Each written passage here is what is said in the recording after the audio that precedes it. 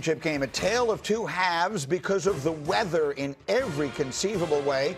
It was Drake Maye's Patriots taking on Jarrett Stidham and the Denver Broncos. And early on, Dan, the very first opportunity they get, or the second drive, I should say, Jarrett Stidham leads them right down the field, one big passing play, and then this touchdown to Cortland Sutton. Yeah, nice job of getting him on the move. Sutton wide open. This was the ideal start for the Denver Broncos. Then flip sides, second quarter, critical decision from Sean Payton.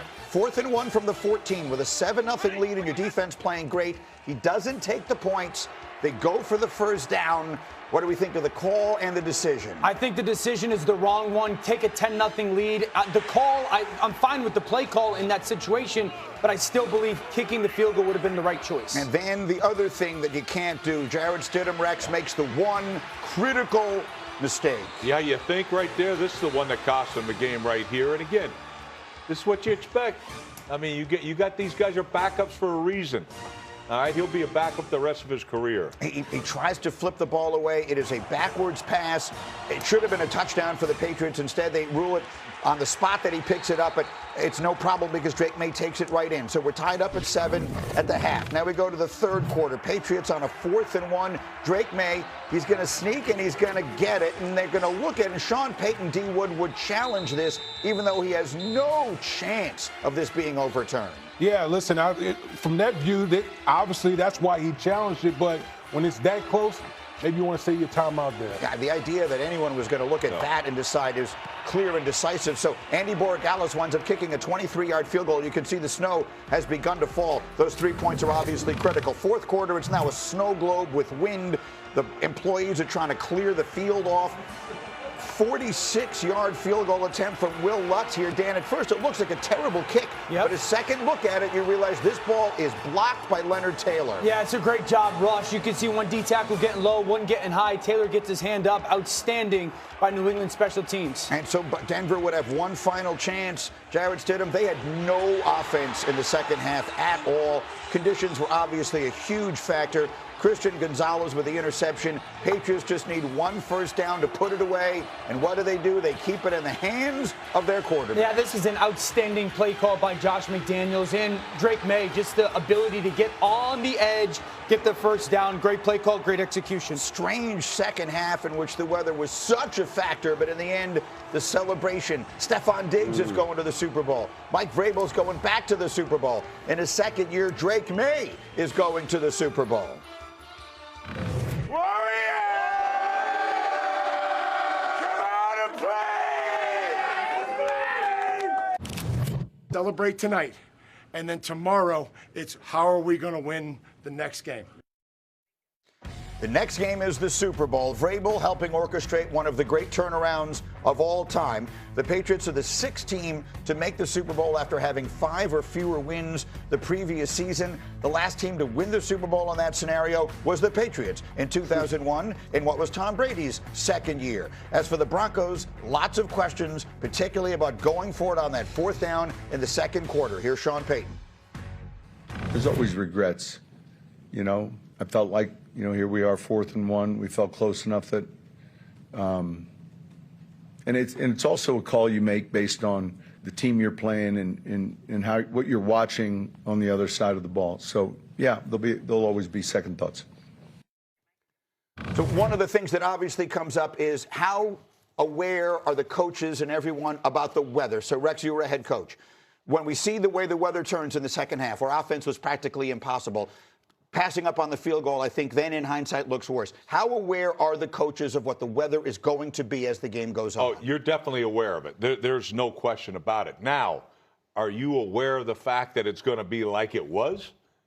Like that bad? I don't think so. Because, hey, we got really bad weather coming in at this time. Right. You know it's coming. But do you really know it's coming in like that? And look, on this call here, I hated the call right here because you got to assume you're going to get pressured here. They're turning guys loose. You got a backup quarterback that was absolutely horrendous in this game. So I never liked the call itself. But to Sean Payton's credit, right? Like he's sitting back and he's got all these little nerd dudes, analytic nerds that, you know how I feel about them. Yes. They're the ones piping in, let's go for it. Analytics says, let's go for it at 52%. Oh, I don't care what it says. Coaching is an art. It's not a science. And you got to understand, points are going to be at a premium here. And so to me, and of course, I get it. I can sit back and say, oh, yeah, kick it because he missed it. But you got a backup quarterback. I certainly wouldn't have put it in his hands. Gee, Wood, how about it? How about the kicking the field goal there? It's been sort of a theme in this postseason, teams leaving points on the field in those situations, and it winds up costing them. Yeah, I tweeted right before the play. I'm like, take the points. You're playing with a backup quarterback. Oh, by the way, the Patriots defense is one of the best defenses in the league. So instead of being up 10-0, now you're stopped on 4th down. Then you turn the ball over. The Patriots are going to score, and the game is totally flipped on its head, 7-7. I feel like in the postseason, not only in the postseason, but this whole season, the pendulum has swung too far with coaches being ultra aggressive on 4th down. It's almost like these coaches are allergic to points. Like in this situation right here, that was a chip shot field goal. You take the points in that situation because points are at a premium, and it cost, and it came back to bite Sean Payton in the butt right there. Now, listen, if they go up 14-0, everybody's saluting him for being a genius, but they didn't. And there has been a shift. It has not just been in this postseason. It's been the last few seasons where somehow coaches have felt emboldened to bypass these field goals. It feels like 4th and anything, they're going for it more often than they're taking field goals. The reason is the way analytics work is if you play that game 10,000 times, in the long run, you will wind up benefiting from having gone for it more than you will kicking the field goal. But to your point, you're not playing the game 10,000 times. You're playing that game, that day, that moment, in those conditions, with that backup quarterback. And so that's where the art comes in beyond the science. Haven't gotten Dan in here. Big picture thoughts. You kick the field goal. 100% you kick the field goal. And the difference between going for it on 4th down and goal like the Rams did and going for it on 4th down like Denver did was you're not guaranteed if you convert 7 points. Right. You're just guaranteed another set of downs. And so in that moment, and I know Sean Payton was talking about momentum, but momentum is up 10-0 against, and you have a top 3 defense as well. Yeah. And so I just think that Sean's going to look back and understanding you called timeout. So now you've given New England the opportunity to have clear communication. What do they like to go to? What's going to be our call? Be ready for something like this. And I think that moment when you call the timeout, you're actually now giving an advantage to the defense to have more conversation and to alert all your players of what your likely tendencies are. Absolutely right, Dano. 100% agree with you on that. But the biggest thing is this. If I have Matt Stafford at quarterback, I'm going for it. I agree. If I got a backup quarterback, that's why I agree. There's no way in hell. Like, that's where analytics doesn't say that. Oh, Matt Stafford. Okay, we're going to go for it. I think the Rams made the right decision to go for it. I think the Broncos made the wrong decision to not kick it.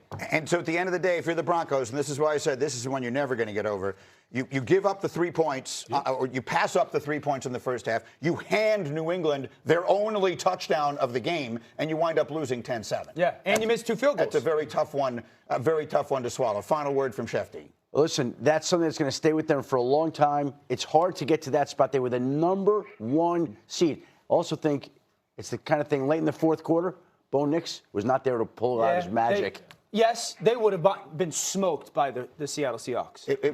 We'll see. We're going to find out now how New England is going to do. Coming up, we go back to the NFC game. Was it the last time we will see Matthew Stafford in a Rams uniform? You'll hear what he had to say about it. We're all over this on a Championship Monday. It's Get Up on ESPN.